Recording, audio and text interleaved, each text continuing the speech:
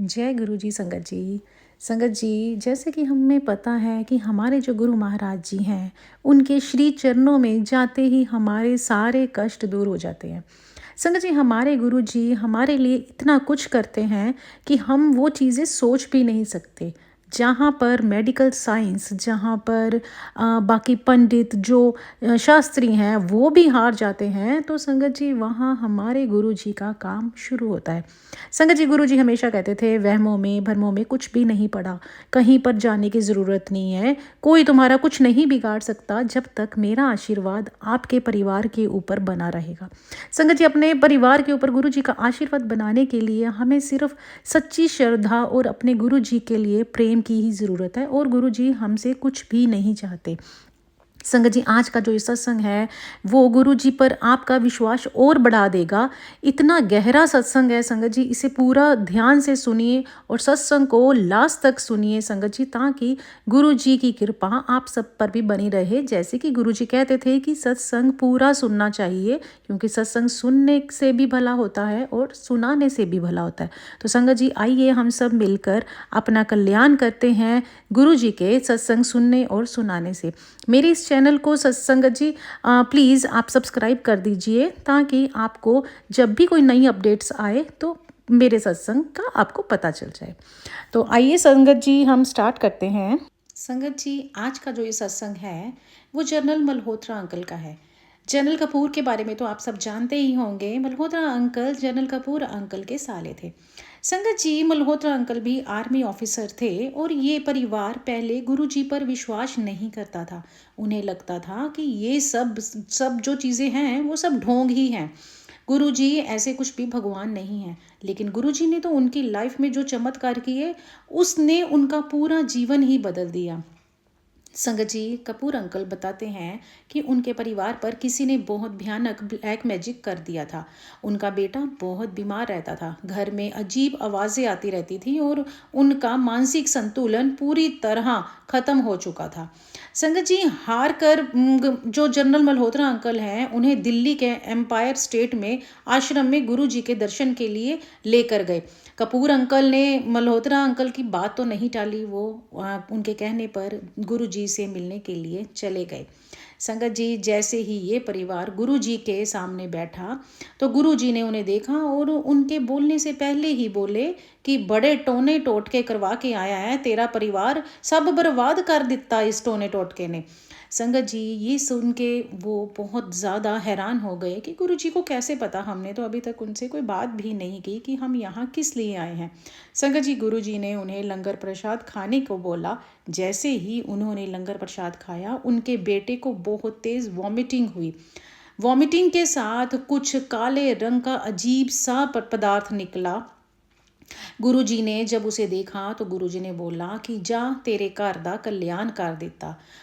अब उस तांत्रिक का किया कराया सब उसी पर वापस चला गया। उस दिन के बाद संगत जी, उनके घर की सारी नेगेटिव एनर्जी हमेशा के लिए ख़त्म हो गई। आगे मल्होत्रा अंकल बताते हैं कि कुछ समय के बाद अंकल को एक सीवियर हार्ट अटैक हुआ। उन्हें इमीडिएट दिल्ली के R&R आर्मी हॉस्पिटल में एडमिट करवाया गया। डॉक्टरों ने एंजियोग्राफी और टेस्ट के बाद कहा कि उनकी हार्ट की तीनों आर्टरीज 100% ब्लॉक हो चुकी हैं। संगत जी, उनकी हालत इतनी ख़राब थी कि सर्जरी भी नहीं की जा सकती थी।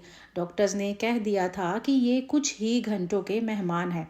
संगत जी, जब गुरु जी को उनके बारे में पता चला तो गुरु जी खुद हॉस्पिटल पहुँचे। गुरु जी ICU में गए, और जहाँ पर अंकल वेंटिलेटर पर थे।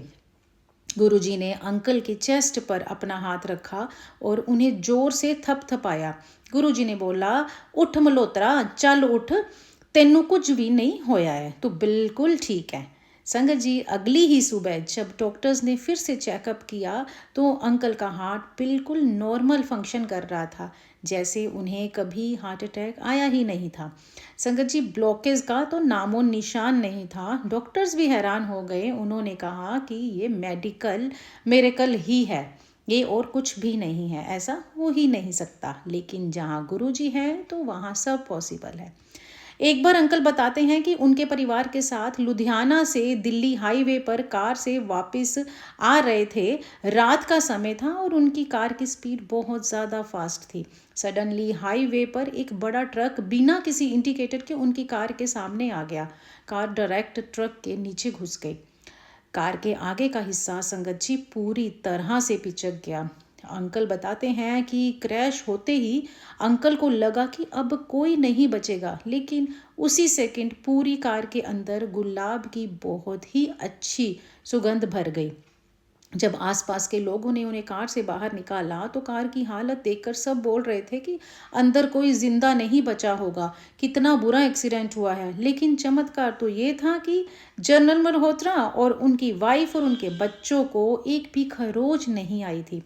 संगत जी फिर वो जब दिल्ली मंदिर में पहुंचे, गुरुजी के दरबार में आए, तो गुरुजी ने उन्हें देखते ही कहा कि मल्होत्रा, मौत आई सी तेरी कार दे सामने, मैं खुद आके तेरी कार नू पिछे तो पकड़ लिया, इसलिए तुसी बच गए।